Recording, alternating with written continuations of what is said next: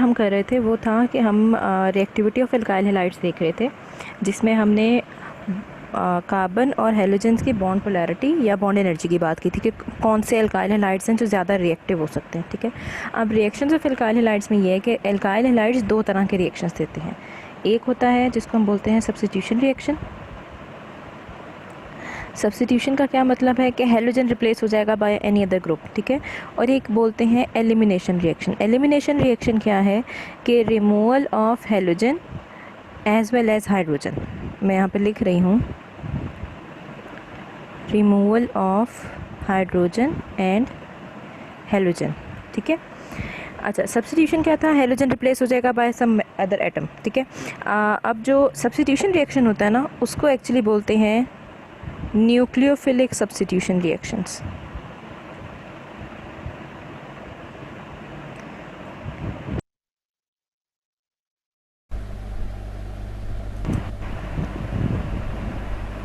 Nucleophilic substitution reaction में ये थोड़ा सा आराम से करवाऊंगी, कोशिश करूंगी कि आराम से करवाऊं, क्योंकि इसमें थोड़ा से कॉन्सेप्ट ज़्यादा हैं और आप लोगों को अगर यहाँ से समझ आ जाता है तो बहुत अच्छी बात है। ठीक है, न्यूक्लियोफिलिक सब्स्टिट्यूशन रिएक्शन स्टार्ट करने से पहले ना आपको एक जनरल सा रिएक्शन बता देती हूँ। हालांकि पहले मैंने टर्म्स करवानी थी, लेकिन एक्चुअली होता क्या है कि सपोज़ आपके पास ये कोई ग्रुप है, ठीक है, ये हेलोजन लगा हुआ है। न्यूक्लियोफिलिक सब्स्टिट्यूशन क्या होती है कि सपोज़ ये कोई न्यूक्लियोफाइल था, ये कार्बन पे अटैक करेगा और ये ग्रुप लीव कर जाएगा, तो बनेगा क्या कि न्यूक्लियोफाइल लगा होगा, वही कार्बन के 3 ग्रुप्स लगे होंगे और साथ में ये हेलोजन साइड पे हो जाएगा।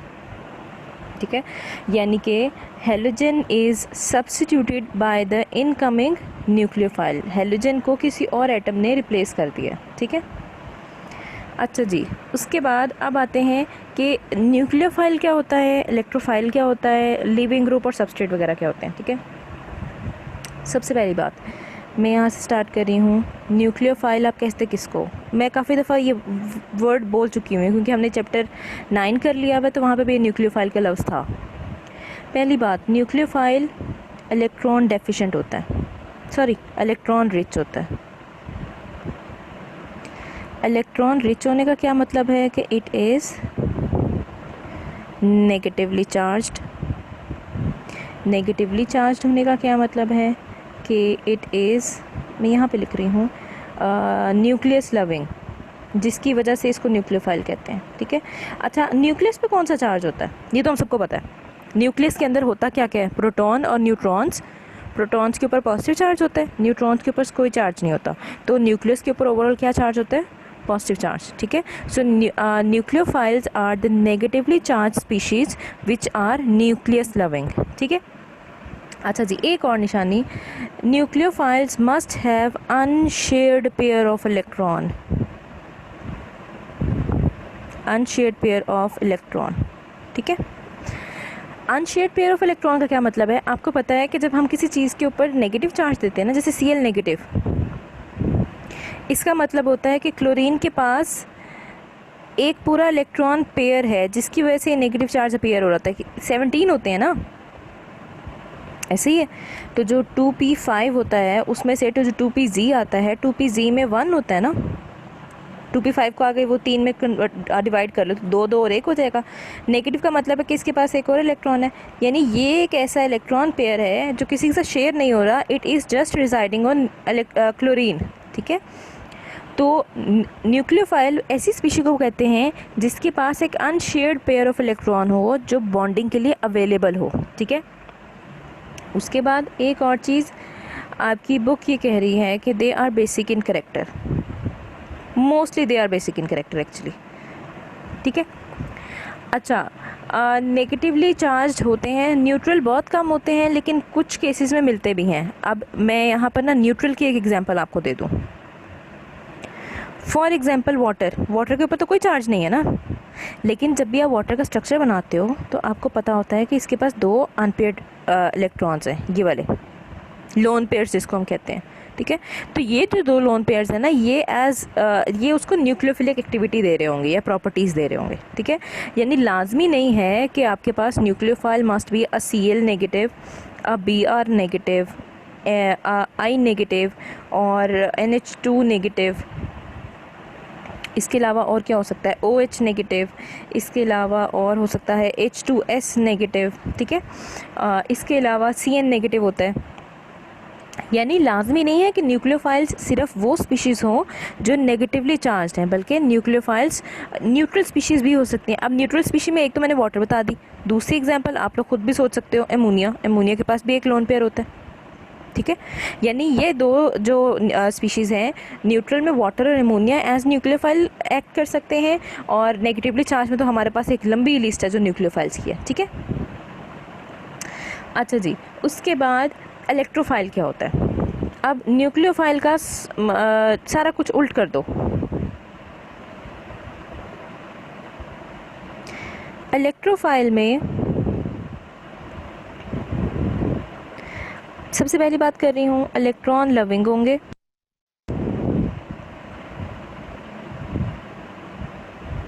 ठीक है जी। इलेक्ट्रॉन लविंग का मतलब है दे आर पॉजिटिवली चार्ज्ड, ऐसे ही है, ठीक है। पॉजिटिवली चार्ज होने का मतलब है they are electron deficient,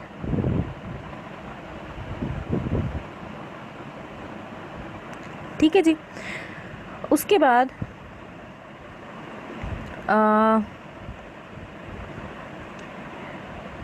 electrophile neutral भी हो सकता है, पॉजिटिव भी हो सकता है। फॉर एग्जांपल NR3 पॉजिटिव, इसके अलावा NH4 पॉजिटिव वगैरह वगैरह, ये इलेक्ट्रोफाइल्स होते हैं, ठीक है।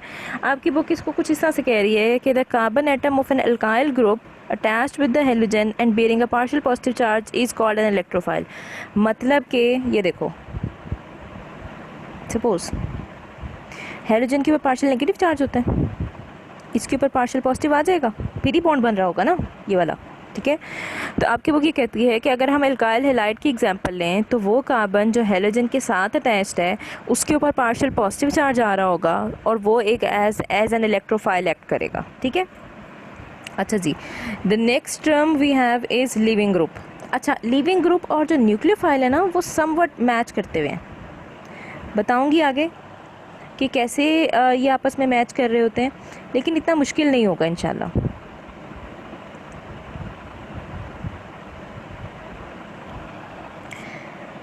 देखो, लिविंग ग्रुप होता न्यूक्लियोफाइल ही है, ठीक है। पहली चीज़ तो ये जहन में रखनी है, a nucleophile which leaves with its unshared pair of electron. यानी कि इसने जब भी किसी ग्रुप को, किसी मॉलिक्यूल को छोड़ना है ना, इसने अपने इलेक्ट्रॉन अपने साथ लेके जाने हैं। जिस तरह हमने काफ़ी सारी जगहों पे देखा है कि अगर कोई स्पीशी निकलती है तो पीछे पॉजिटिव बचता है, वो खुद नेगेटिव होकर निकल जाता है। जिस तरह हमने वो किया है बेंजीन के अंदर इलेक्ट्रोफिलिक सब्स्टिट्यूशन में इलेक्ट्रोफाइल्स को स्ट्रॉन्ग करने के लिए काम किया था। AlCl3 आता था, क्लोरीन के साथ अटैक करता था, AlCl4 नेगेटिव साइड पे हो रहा था और पीछे क्या बचा था, Cl पॉजिटिव, ठीक है। सिर्फ एक विजुअल एग्जांपल देने की कोशिश कर रही हूँ कि हम लिविंग ग्रुप उसको बोलते हैं जो अपने इलेक्ट्रॉन्स अपने साथ लेके चला जाए, ठीक है। अब अगर हम nucleophilic substitution of alkyl halides देख रहे हैं ना, तो यहाँ पर जो मैंने फर्स्ट इक्वेशन लिखवाई थी, ये देखिएगा, इसमें देखो हमने कहा न्यूक्लियोफाइल अटैक कर रहा है, हेलोजन निकल रहा है, ठीक है। अब उस टाइम पे तो मैं सिर्फ आपको आइडिया देना चाह रही थी ना, तो मैंने हेलोजन बोल दिया, वरना वो ग्रुप जो अपने इलेक्ट्रॉन्स लेकर अलहदा हो जाए, ये वाला वो ग्रुप जो अपने इलेक्ट्रॉन्स लेकर अलहदा हो जाए, that is called a leaving group, ठीक है। अच्छा जी, उसके बाद लिविंग ग्रुप में ना दो आती हैं, डिवीजन्स आती हैं, ठीक है। एक होते हैं पुअर लिविंग ग्रुप और एक होते हैं good living groups. Poor leaving क्या होते हैं, जो किसी को इतने आराम से छोड़ते नहीं है किसी कंपाउंड को, ठीक है। वो बहुत ज़्यादा स्ट्रांगली अट्रैक्टेड होते हैं, तो वो इतनी आसानी से जाते नहीं हैं। अच्छा, पुअर लिविंग में हमारे पास आता है suppose OH negative, OR negative, यानी ईथर तोड़ना थोड़ा मुश्किल हो जाता है। NH2 नेगेटिव बहुत स्ट्रांगली अटैच्ड होता है, तो ये इतनी आसानी से नहीं छोड़ के जाता। इसके अलावा जो गुड में आते हैं वो क्लोराइड आता है, ब्रोमाइड आता है, इसके अलावा आयोडाइड आता है, ये HS4 नेगेटिव आता है, ठीक है। ये लिविंग ग्रुप्स अच्छे हैं, ठीक है। अच्छा जी, उसके बाद एक और चीज़, जो लिविंग ग्रुप अच्छा होता है ना वो उतना अच्छा न्यूक्लियोफाइल नहीं होता, और जो जितना पुअर लिविंग ग्रुप होता है ना, ये देखो मैं यहाँ पर लिख रही हूँ, आप लोगों ने वो फिज़िक्स में करते होते हो ना, इन्वर्सली रिलेटेड, तो poor leaving group is inversely related to, नहीं ये तो डायरेक्टली है, जितना पुअर होगा उतना वो अच्छा न्यूक्लियोफाइल होगा। ठीक है, जितना पुअर लिविंग ग्रुप जाएगा उतना ज़्यादा अच्छा न्यूक्लियोफाइल बनता जाएगा। ठीक है जी। एक एग्जांपल जो एक सिर्फ अनैमलस बिहेवियर आता है वो मैं ऊपर लिख रही हूँ और रेड से लिख रही हूँ, आयोडाइड का। आयोडाइड जो है ना वो जितना अच्छा न्यूक्लियोफाइल होता है उतना ही अच्छा हमारे पास लिविंग ग्रुप होता है, अपने बिगर साइज़ की वजह से एडजस्ट कर जाता है। ठीक है,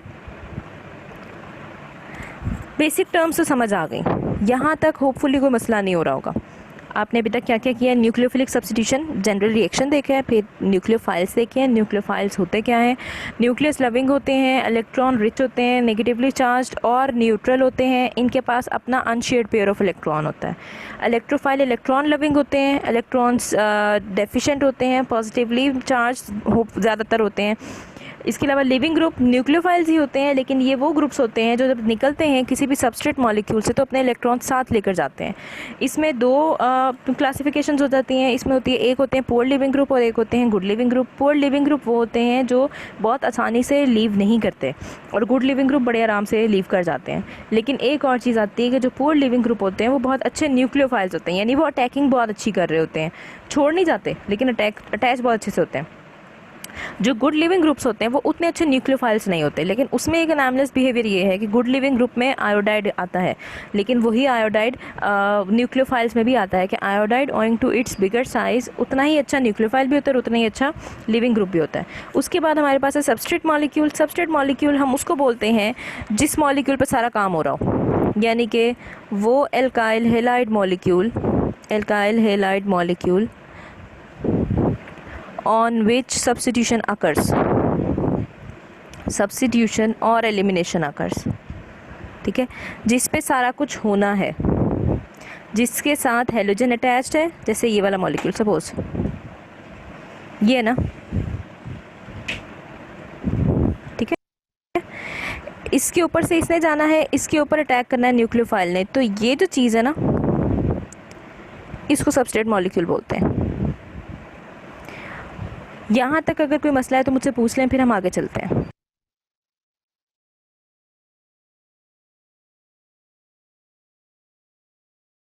रिएक्शंस में हमारे पास दो मैकेनिज्म्स आते हैं, एक है न्यूक्लियोफिलिक सब्स्टिट्यूशन बायोमोलिक्यूलर और दूसरा है nucleophilic substitution unimolecular, SN2 and number 1 is SN1। ठीक है, इसको बोलते हैं हम biomolecular substitution, nucleophilic substitution biomolecular. ठीक है, और ये होता है यूनिमोलिकुलर। ये नाम क्यों है ये आगे देखते हैं।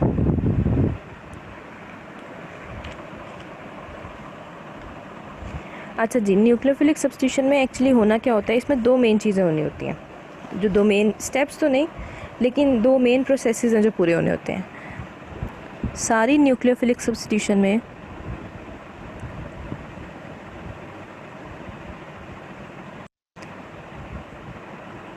जो एक प्रोसेस होना होता है वो होता है कि C और X का बॉन्ड टूटना है, bond breakage of carbon and halogen. ठीक है, और दूसरा है formation of carbon and nucleophile bond.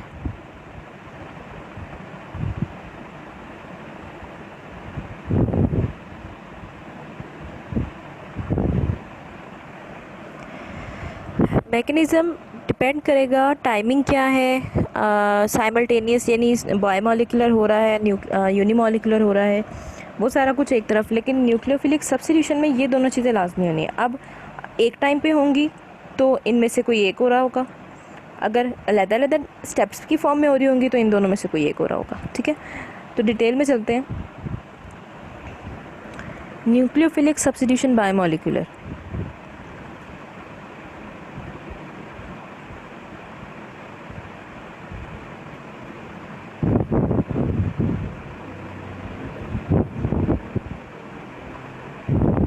Biomolecular,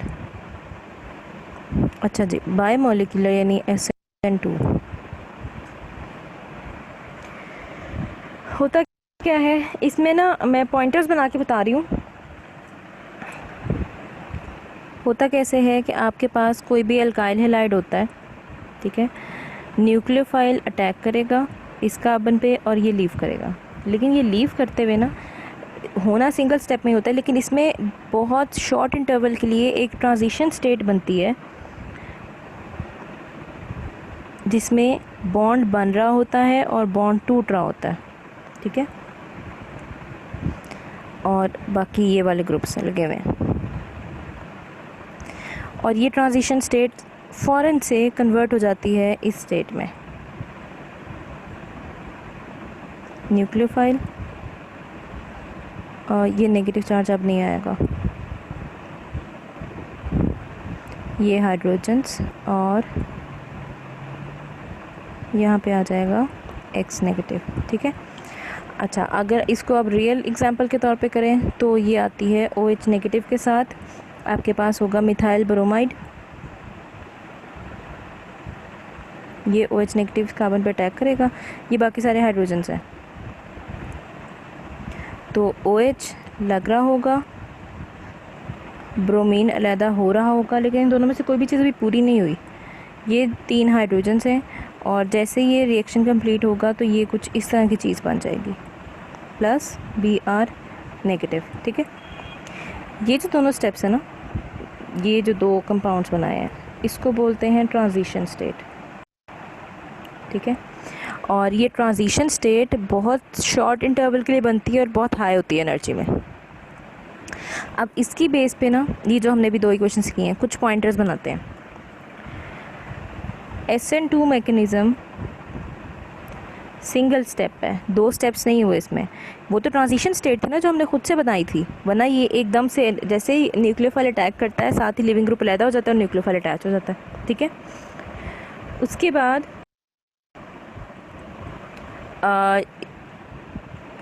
वही वाली बात जो मैं अभी कर रही थी कि जैसे ही न्यूक्लियोफाइल अटैक करता है, nucleophile attack simultaneously leaving group leaves या हेलोजन लीव्स, ठीक है।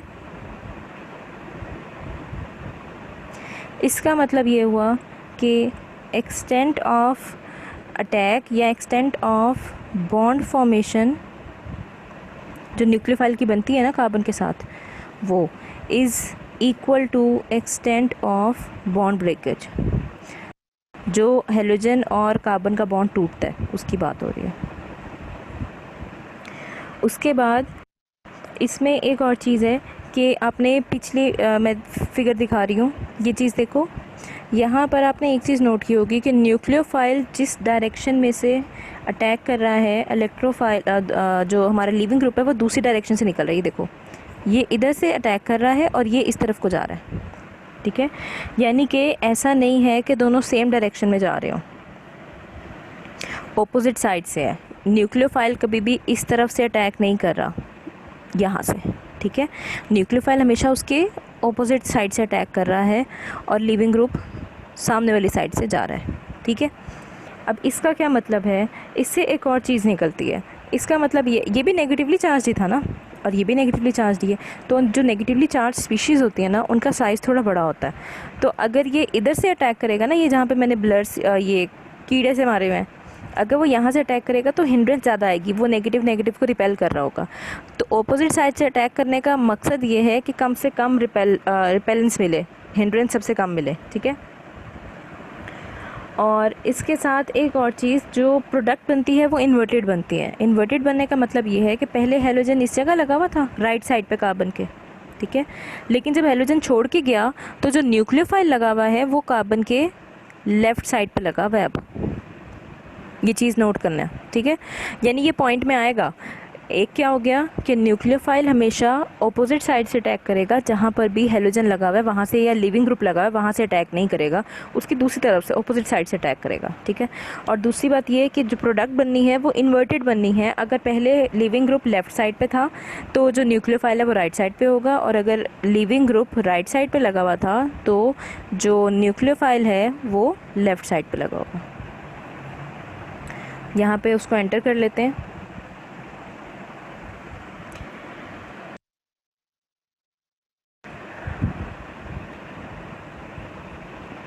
डायरेक्शन ऑफ अटैक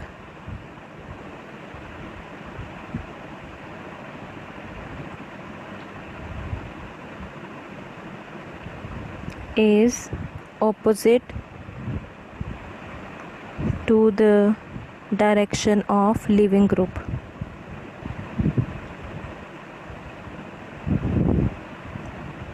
ठीक है।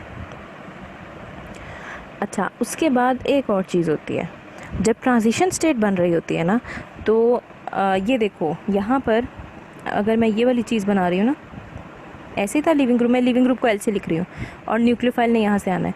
अगर ये वाली चीज़ थोड़ी सी अपने आप को रीअरेंज कर ले, और रीअरेंज कैसे करे, इस तरह से, तो यहाँ पर काफ़ी ज़्यादा एरिया बन गया न्यूक्लियोफाइल के अटैक करने के लिए।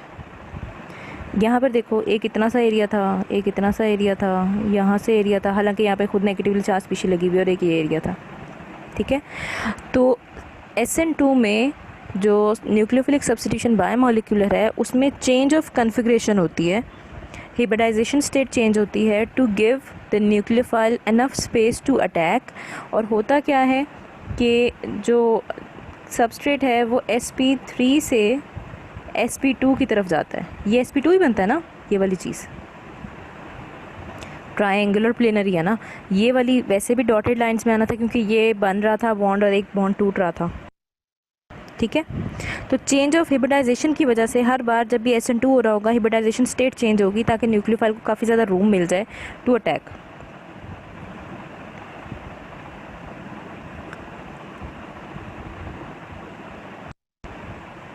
उसके बाद इन्वर्जन वाला पॉइंट हमने लिख लिया, नहीं इन्वर्जन वाला पॉइंट अभी नहीं लिखा, इन्वर्जन वाला पॉइंट भी लिख लो। ये डायरेक्शन ऑफ अटैक हो गई ना, तो इन्वर्टेड प्रोडक्ट इज़ फॉर्म्ड, वही वाली बात जो मैंने पहले बोली है कि अगर वो लेफ़्ट से अटैक कर रहा है तो राइट से वो जाएगा। ये वाला पॉइंट कि हाइड्रोजन पहले राइट साइड पे लगा हुआ था, इसने लेफ़्ट से अटैक किया, तो अब जो फाइनल प्रोडक्ट है उसमें लेफ़्ट साइड पे न्यूक्लियोफाइल आ रहा है। ठीक है, तो इन्वर्टेड प्रोडक्ट बनती है इसमें। अच्छा, इन्वर्जन जो आती है ना, ये हमें ज़्यादातर पता चलता है रोटेशंस में कि लाइट कैसे रोटेट कर रही है, वो क्योंकि हमने अभी तक यहाँ पे पढ़ी नहीं है, तो आप सिर्फ ये ज़हन में रखो कि अगर हेलोजन राइट साइड पे लगा हुआ था तो न्यूक्लियोफाइल लेफ़्ट साइड पे लगेगा, तो जो इन प्रोडक्ट है वो इन्वर्टेड बनती है। ठीक है, मॉलिकुलैरिटी की बात करें, आपको ऑर्डर ऑफ रिएक्शन और मॉलिकुलैरिटी पता है, इसमें कितने मॉलिक्यूल्स हैं जो एक टाइम पे, जो हमारा सिंगल स्टेप है ना, तो सिंगल स्टेप में कितने रिएक्टेंट्स हैं जो रिएक्ट कर रहे हैं, मॉलिकुलैरिटी क्या है। यहाँ पर आपने पीछे वाले एग्जांपल में देखा है OH था और एक हमारा एल्काइल हैलाइड था, उसकी बेस पे इसकी मॉलिकुलैरिटी 2 है।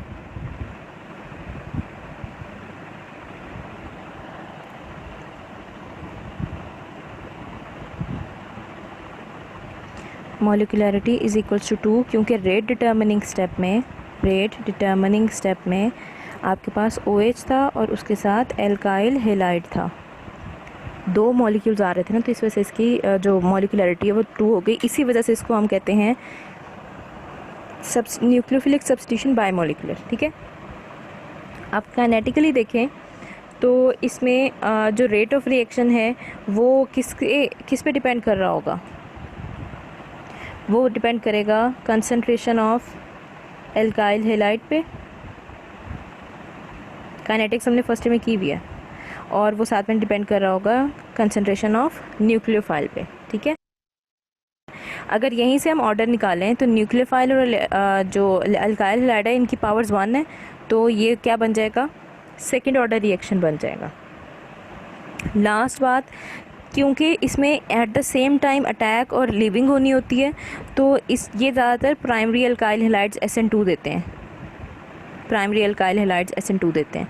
प्राइमरी अल्काइल हैलाइड्स के देने की वजह ये है, मैं पीछे से दिखा रही हूँ, ये देखो, प्राइमरी अल्काइल हैलाइड्स का मतलब है यहाँ पे तीनों हाइड्रोजन्स लगे होंगे या एटलीस्ट 2 हाइड्रोजन्स लगे होंगे, क्योंकि हाइड्रोजन का साइज़ कम होता है तो इसलिए स्पेस ज़्यादा होती है अटैक की। तो प्राइमरी अल्काइल हैलाइड्स SN2 देते हैं, जबकि टर्शियरी अल्काइल हैलाइड्स SN1 देते हैं। टर्शियरी अल्काइल हैलाइड्स ये नहीं दे सकते। सेकेंडरी अल्काइल हैलाइड्स बहुत कम केसेस में बायोमोलिकुलर देते हैं, लेकिन प्राइमरी ने सिर्फ बायोमोलिकुलर ही देना होता है।